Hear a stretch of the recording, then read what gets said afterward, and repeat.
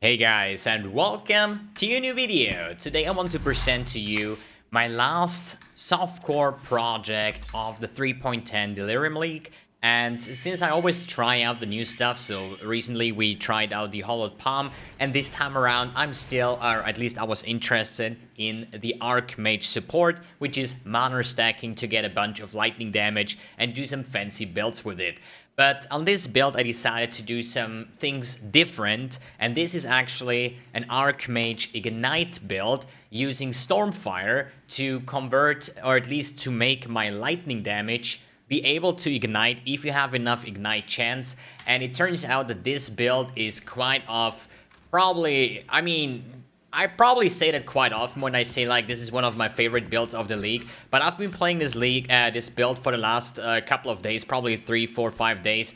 It was horrible to min-max because we're only wearing 2 items or 2 rare items in the final build. It is actually 3 items, but the weapon you don't really count in for kinds of resistance stacking and stuff like that. So you basically have the belt and the ring to get res capped, and wearing a bunch of other uniques to get some really fancy stuff going out there. So before we say anything else, or at least the quick explanation here, we are stacking mana for the damage output. So the Archmage support will basically make our mana, our skills cost more mana, and therefore getting a bunch of extra damage. So we are basically currently on like 20 to 26 or 21 to 26 6,000 flat lightning damage. And then we're using 2 Fevered Minds here to increase the spell damage even more, using the Voidbringer to even increase the mana cost more. So one single arc at the moment costs me about 3,500 mana to cast, and therefore I'm getting shit tons of flat damage, which this is the base damage of my Ignite. And then I also use the Arcane Cloak. This also says spend 65% mana. So if you see here, like we have 21 to 26, I activate the Arcane Cloak. Now we have 25 to 30k. So basically it gives me another like, I don't know, like 20% more damage or even more on top of that. And then we just use Ignite and scaling it with the typical burning or Ignite stuff, Swift Affliction, Deadly Ailments, Burning Damage, and Unbound Ailment. So this build is really focused around Ignite, and we are also using the Cluster Jewel with Fan the Flames ignites you, inflict spread to nearby enemies in a radius of 15. So we not only have the arc, we also have some chain reactions going off with the Ignite proliferation. For the map showcase, we're gonna run a very interesting map here. I would say we're just gonna run 100% Delirious map, okay? So this is basically as hard as it can get, basically, in terms of that. If you remember, I was running one of those maps earlier this league, and I took like half an hour to make this map possible. This time around, I think we just take anything that is good. I don't know, like, let's do like a cartographers, like primal, like gems, like essences. I'm not picking up shit anyway. So here we have players in the area 100% Delirious. Now we're gonna choose it up even a little bit more. I would say, like, let's get some good quality on their 98%. Ally resistance, minus player resistance, matching monsters. The thing is, the monsters have 40% increased elemental resistance, makes them way more tankier, but I want to see you the full DPS of that build, so let's just skip that one. That looks pretty fine, I would say 85%, so that is pretty fine. So I would say we're gonna add a Legion Scarab, we're gonna add maybe some strong boxes, maybe some Elder Influence, and maybe some Breaches or something else, Tormented Spirits. Is there anything good? More maps found in the areas, basically, okay? So this is pretty cool and juiced up map. This is Awakener level 8, and we're gonna run this one with probably Domination, because why not? And let's just go with it. As I said, Awakening level 8. We're currently, or at least the last 2 challenges that I'm doing with this build here. As I said, this is full Delirium, right? And you're gonna see that the build has some exceptional damage and some very insane clearing potential, and some very good defenses based on the Arcane Cloak, right? So the Arcane Cloak is basically a shield that you get that is absorbing mana. So I'm just running around here trying to get my Val Arc going, because now we're gonna open the Legion, pop our Flasks, and then use the Val Arc to basically just demolish the whole Legion encounter. Sadly, was not a one-shot for some weird reason. Usually it works. But hey, it sometimes can be a little bit unlucky here. Holy shit, there's some monsters here. But you just run around, pop everything. Now we have the next Val Arc, so we're just gonna go back to the Legion encounter, pop the second Val Arc, and just basically demolish the whole screen over here, which is kind of fantastic. I would say let's open up some of these boxes here. I'm not really interested too much in the loot, to be honest, because the league is pretty much over for me at this point. I don't really need any much more currency, so these couple chaos or not doesn't really interest me at all. But it's about the map clearing, so we're just gonna open some more of these strong boxes here. This is a non-headhunter build, so don't worry, it's non-herald stacking. It still doesn't mean it's cheap, okay? So this build, holy shit. Oof. That's some juicy map here. Holy! Alright, so let's focus a little bit. Let's open this one. Oh, another Legion. Got away here. And Valark. Oh, I see there is a boss in the middle as well. Oh, he just died. So, you saw the boss just died here within the Legion pack, so which is kind of fantastic. So I would say let's run around here a little bit. Wait until the next Valark is up here, which is right now. Popping my Arcane Cloak and then just demolish this whole cluster here. Probably was my Valark buggy here. Holy shit, I love these maps. I don't know why. I'm not really interested in the loot at all, but I just love these completely overpacked maps. And with this build, it's actually super fun to run around. So, good. Let's go more closer to the map. We have now 8 loot boxes done here. Let's go to the map boss, and hopefully we can one-shot it like every other boss. Oh, wait, we have here Kosis. Is this Kosis?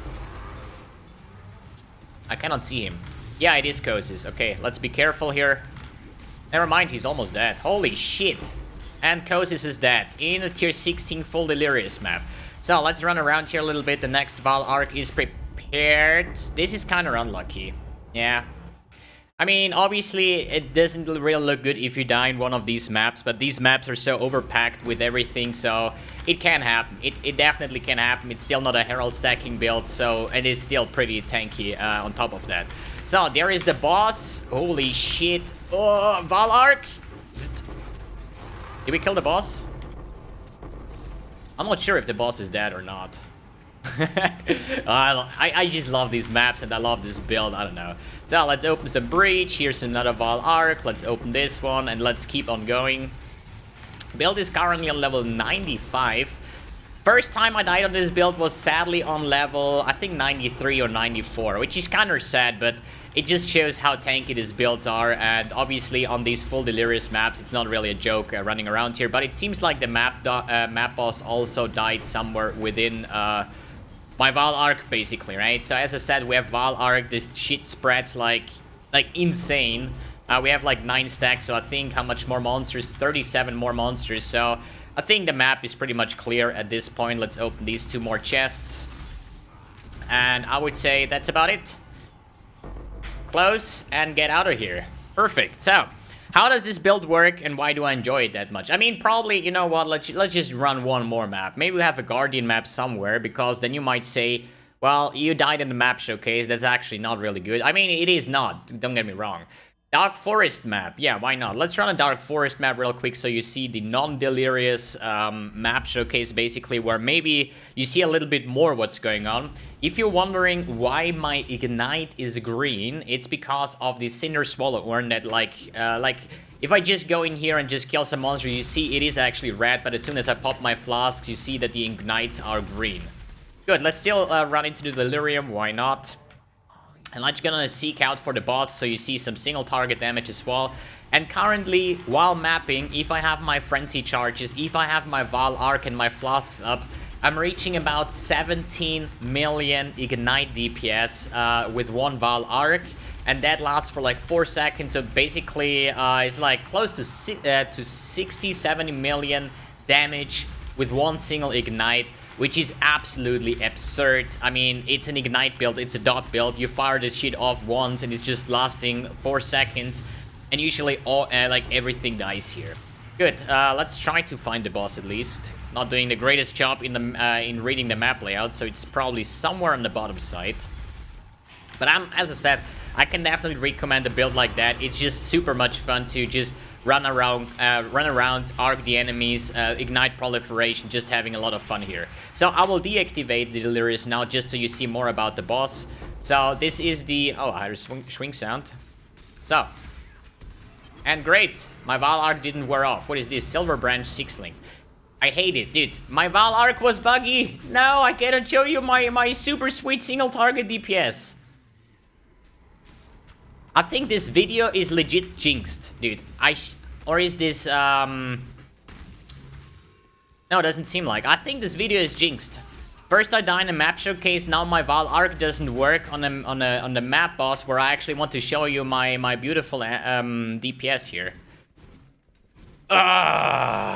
Can I do something properly, please? It's insane, dude.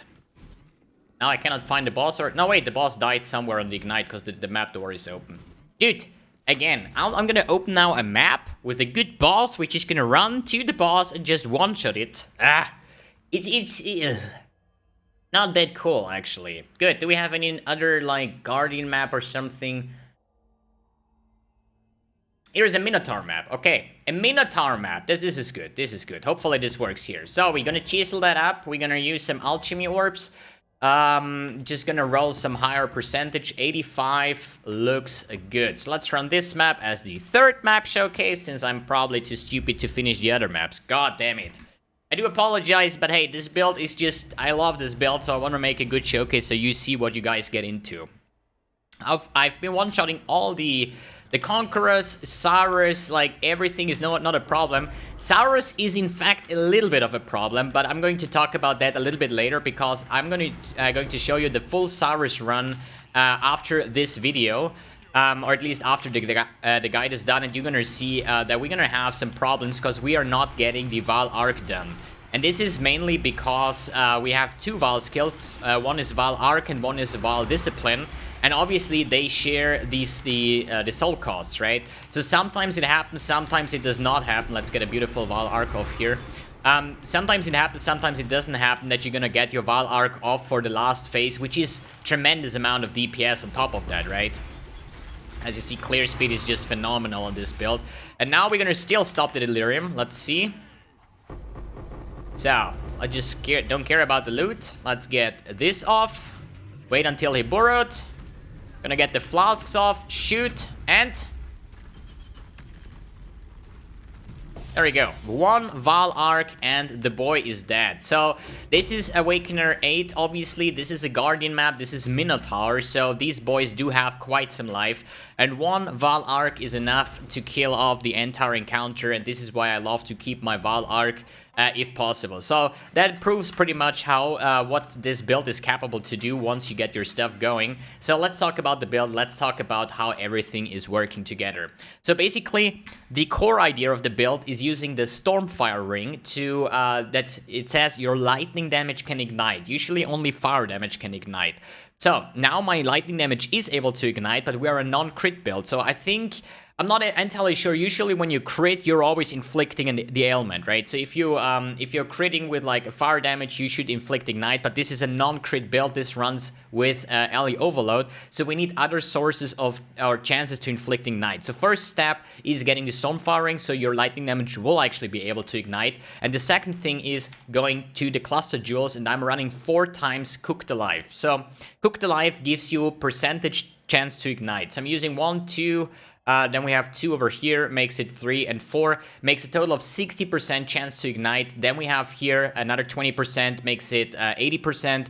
5 over here is 85, and then 15 chance to ignite on the Holy Fire node is 100% chance to ignite. My weapon thing does have some chance to ignite as well because of the multi-mod. I recrafted this weapon, so I'm currently having somewhere about 110% chance to ignite. Yeah, there we go. 100% is fair enough.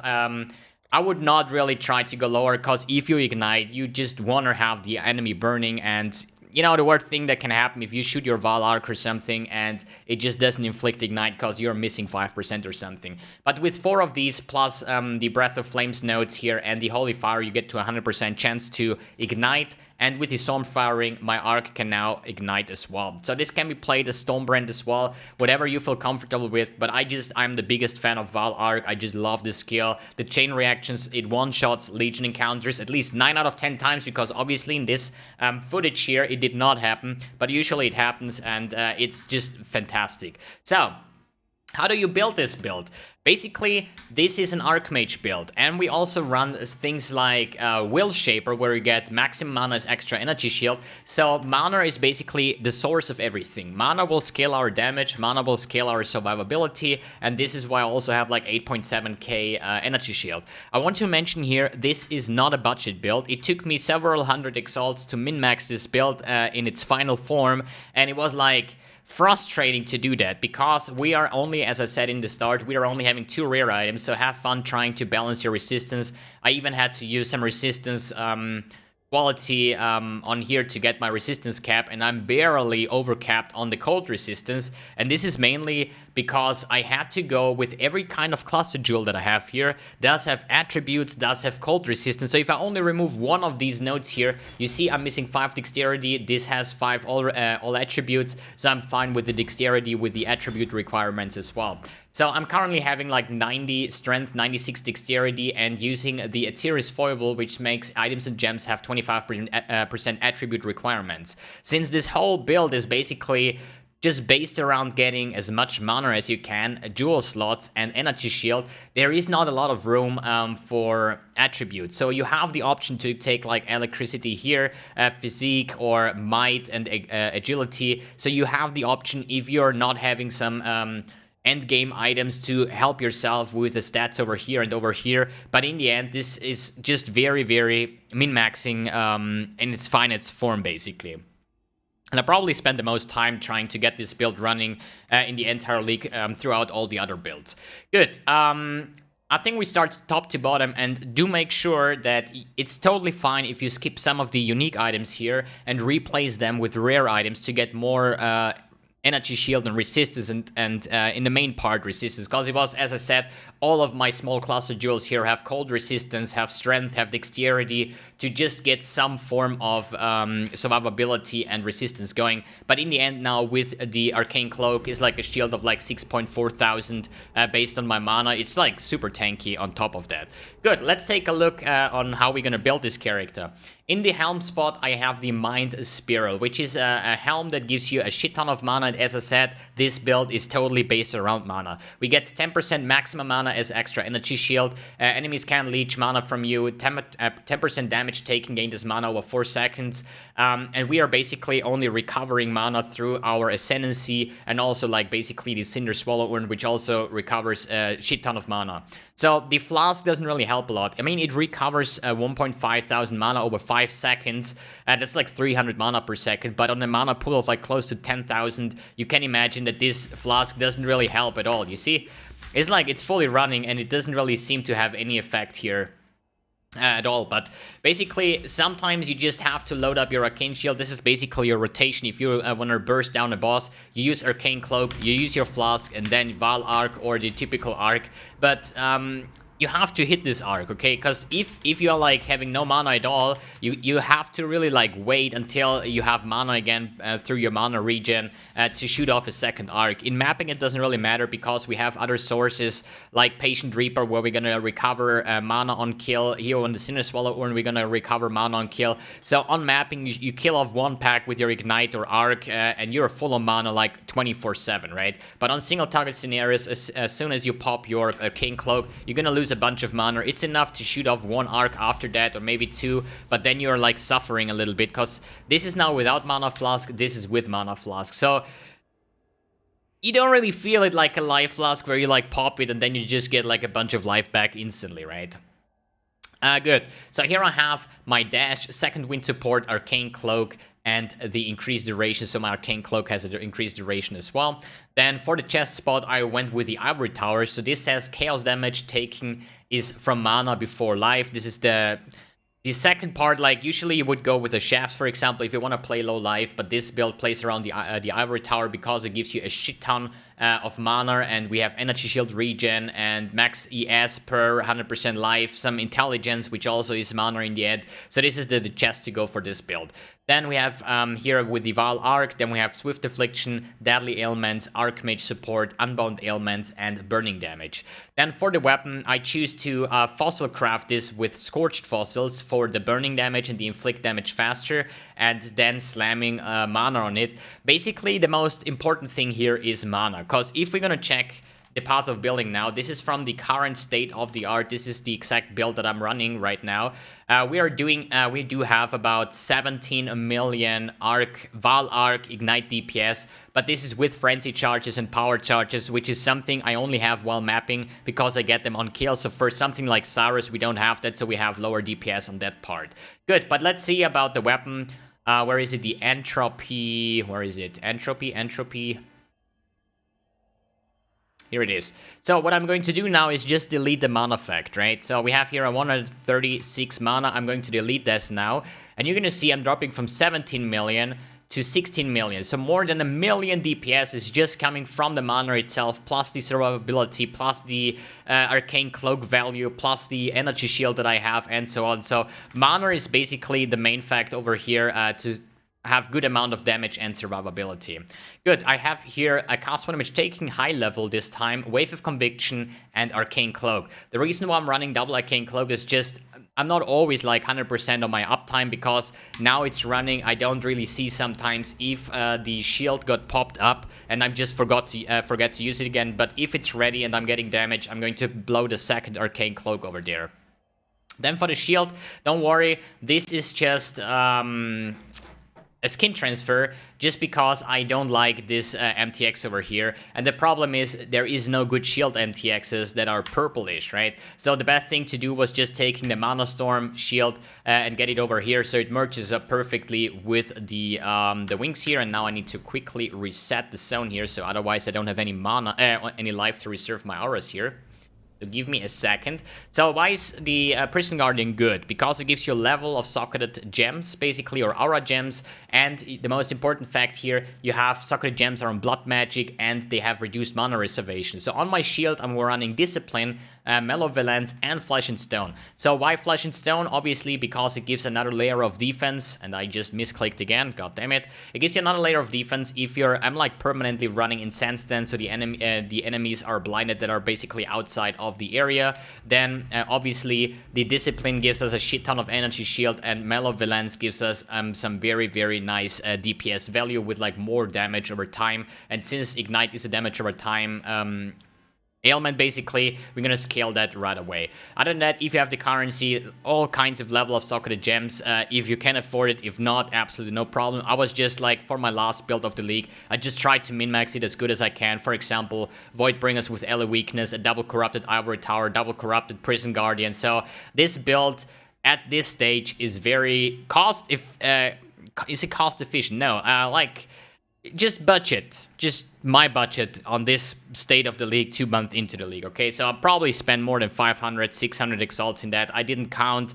It's just like these double corrupted items. That was like a 90 exalts. This was 125. This was like 60 exalts or something. So the items that I'm using here are quite expensive on the top end, but it's still a damage over time build. It's just going to be a little bit less DPS, but you're gonna save hundreds of exalts if you're not gonna go the double corruption route. Good, this out of the way. Next item is the Voidbringer gloves. Why Voidbringer? Because we have a mana cost of skills. So the more mana cost I have, the more added lightning damage I will get, the higher my base damage of the Ignite will be. So the Voidbringer is pretty nice for here. Ele Weakness is just super expensive and will only give you a tiny little bit of DPS here. If you inflict the Ele Weakness, so the enemy has less fire resistance, and therefore the Ignite ticks a little bit harder. The most important thing here is the increased mana cost of skills. This can range from 40 to 80, which means 40 is the worst roll, and you want to have it as close to 80 as you can have, so the mana cost is higher. Running here Portal with Cast and Death, my typical softcore setup here, because I didn't know what to do else with these spots. Clarity and Blood Magic, so we can reserve Clarity over here as well, but only use Clarity if you have a Watcher's Eye with the mana as extra energy shield while affected by Clarity. Good, then for the boots, I'm running Skyforts with the mana regeneration if you cast a spell recently. This doesn't get shown in POB for some reason. I can check in that I used the spell recently, but it just doesn't affect any kind of mana reserve or something, I don't know.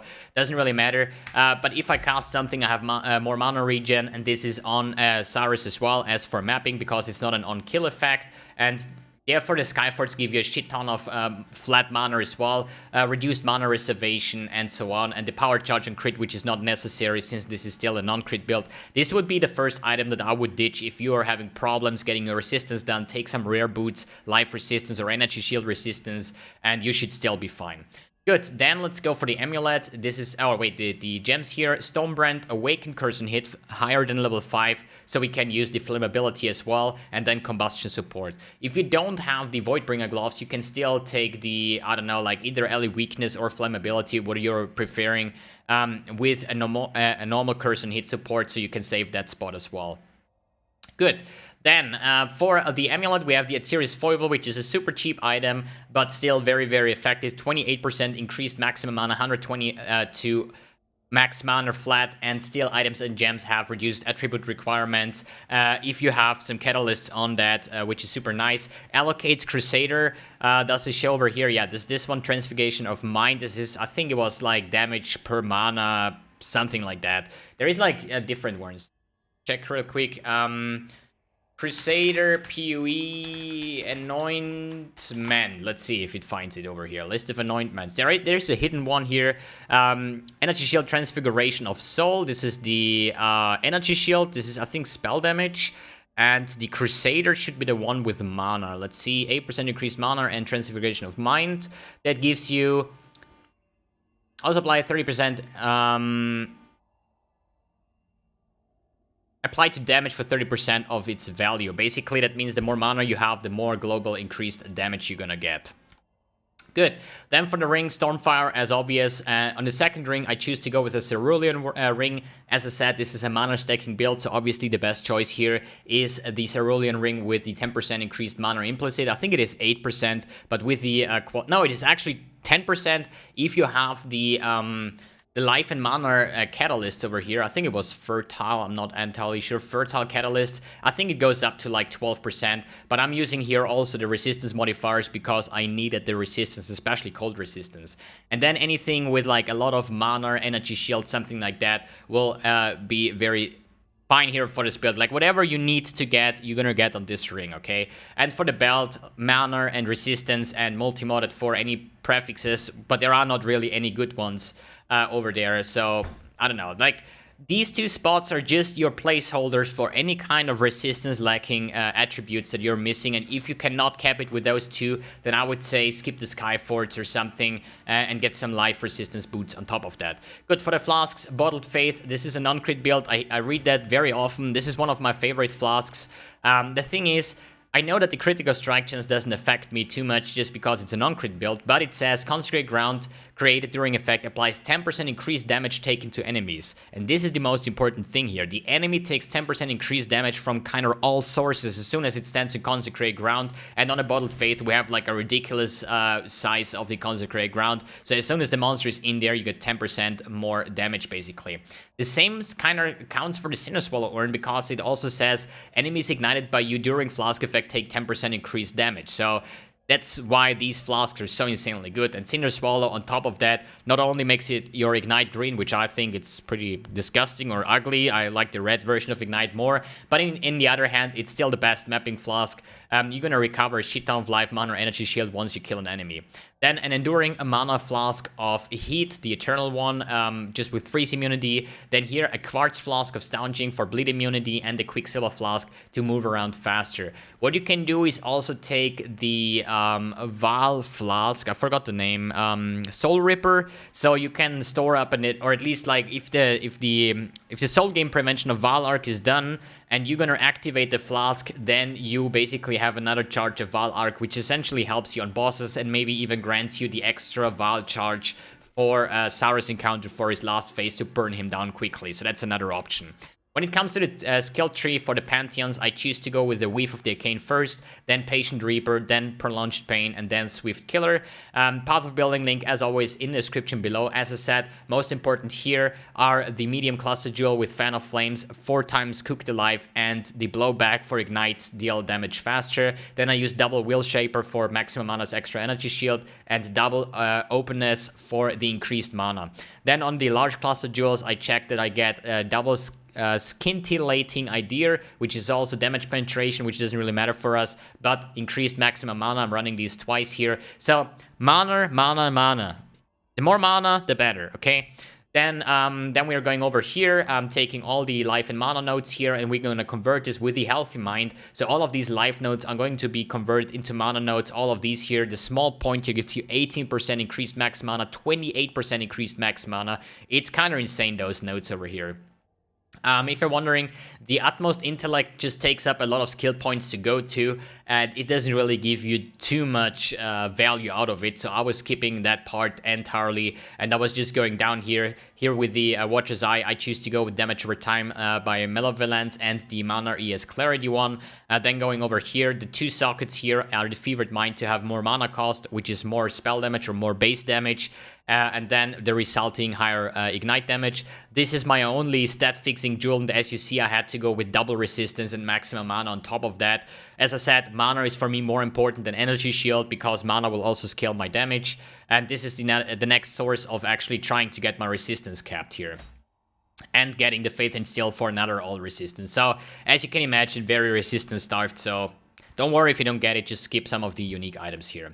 Good, other than that, Alley Overload as obvious, and here we have the same here with the scintillating idea, blowback, cooked alive, and double openness. As I said, path of building link in the description below. Let's take a look at the path of building real quick so you can see what I've done to that one. So the normal path of building, the fork edition will apply. So if you're running fork and import this path of building, it will show you not the correct numbers, because I'm using stat fixing jewels. I know the majority of people are still using the typical original path of building like I do, so I had to make a stat fixing jewel.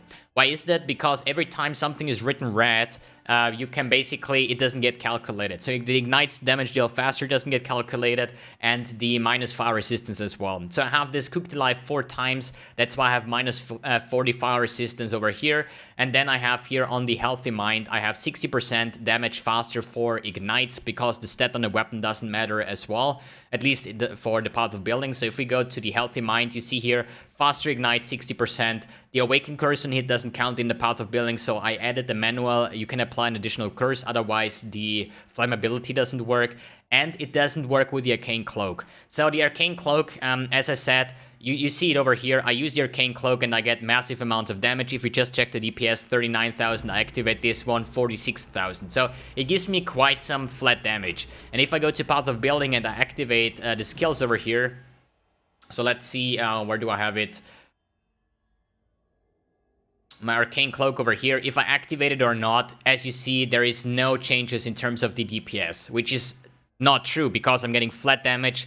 That means that the basic night damage is higher, so this doesn't work. What I did is just calculating through the gem basically and saying like, it soaks up 65% of my mana. So if I say I have like, let's say 9859, then 60% or 65%, so times 0.65, and from that value, I think 15% is gonna get added lightning damage. So let's do this one times 0.15. That means I have like 961 flat lightning damage added. On this version here, I think I added like 922, so I'm getting some accurate numbers, so it might even be more than 17 million. But Path of Building sadly doesn't really calculate everything over here. Good, as I said, Path of Building description or link is in the description below. Let's take a look at the other stuff that I use for the Pantheon. I'm using Brine King and Shakari. This is like whatever you like to use. You can take Lunaris, Solaris, whatever you pretty much like. Yugal for Uber Elder, maybe, whatever. Then I killed all bandits for the 2 additional skill points, because especially nowadays with the cluster jewels, we just need as many skill points as we need, and I still would like to have more levels just because of all the mana nodes that I'm still missing on the tree, and then probably next level I will reach the 10,000 mana mark as well.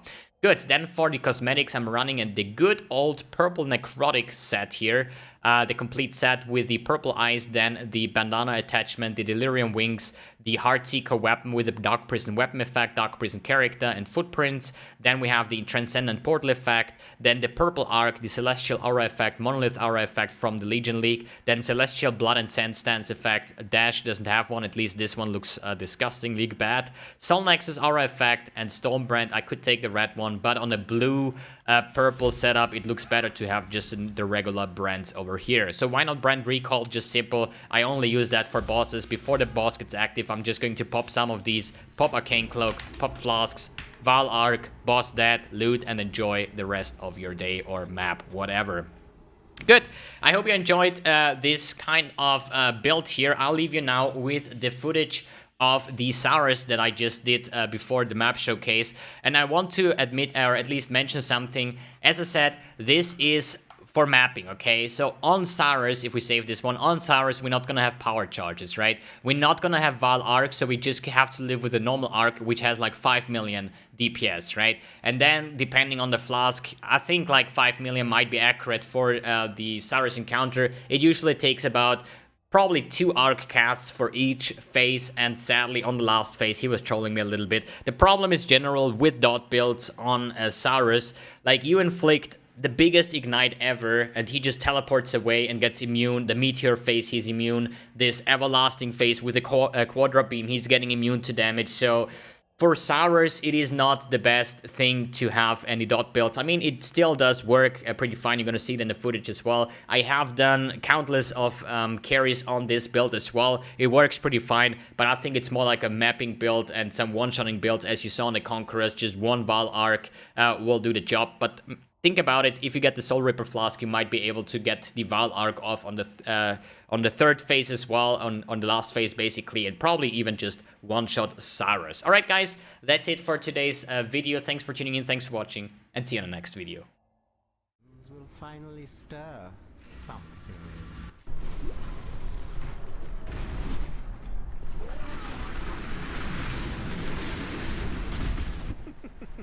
What's this? A real challenge? You've finally caught my attention. Low on mana. Die. This city is nothing.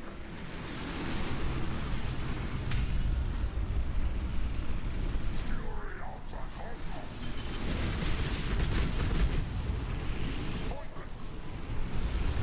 The others found strength in their projections. They became reliant on them. I am not so foolish. Die. Be silent. I've seen Lyra. What's the point?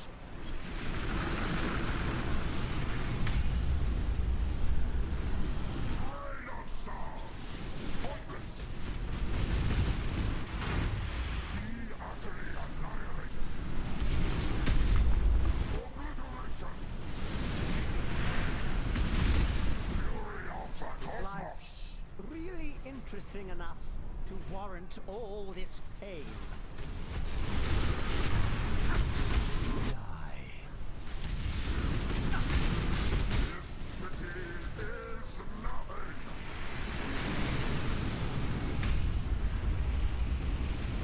Rain of stars. Glorious flames. Creation The edge of death, my heart races. I am